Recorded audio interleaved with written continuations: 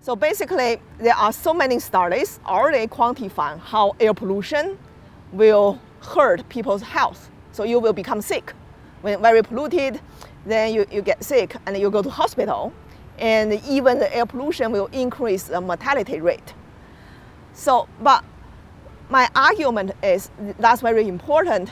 But however, the majority of the population, like us, the adults, they are healthy, they are strong. So it's not that easy that when you are exposed to air pollution, then you just immediately get sick and go to hospital. However, for the majority of the population, we are all influenced by air pollution in many other ways. Although we won't get sick so easily, however, we lose utility, we lose happiness, and we cannot enjoy the daily life. So then I quantify how this air pollution will influence people's daily life in cities, especially in consumer cities.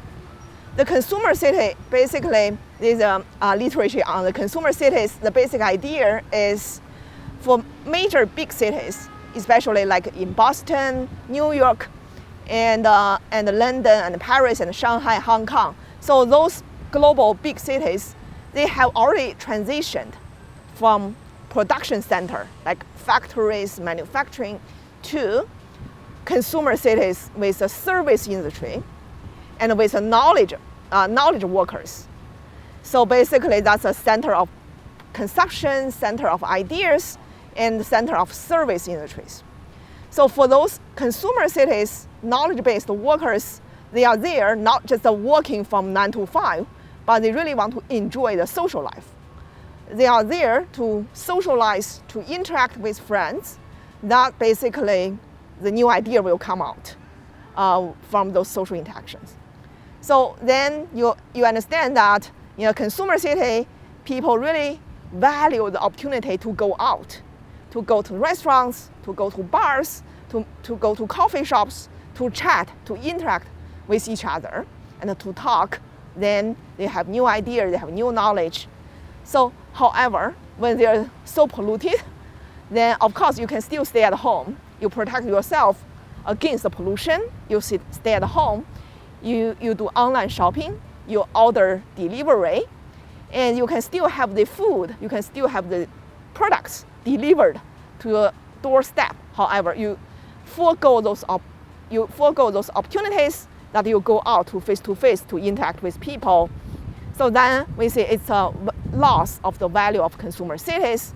You still have this food and the products that you want to consume, but you lose those socializing opportunities.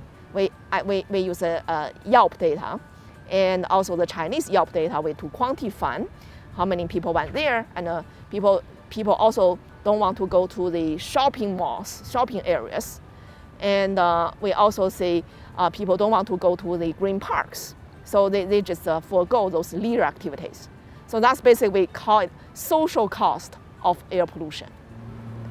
When it's polluted, but individuals, they are not passive. They are not sitting there to just inhale all those pollutants. They understand how to protect themselves. So they protect themselves, they stay at home, they stay indoors. Then they forego all those socializing and outdoor activities. So that's basically a cost. The benefit is that they protect their health. The cost is that they lose those opportunities. And that's basically, if 1 day or 2 days, that's okay. But if it's long-term thing, this city always polluted, then these knowledge workers, these talents, they don't want to stay here. They don't want to live in the city because for those talents, they really value those socializing opportunities and the consumer city benefit. So they will flee. So they will go to cleaner cities.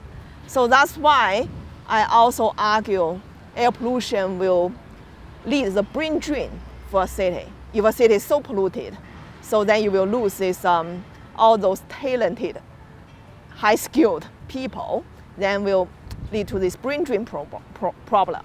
So I started this to quantify this and show to the policymakers. If you want to attract talents to your city, clean up the air.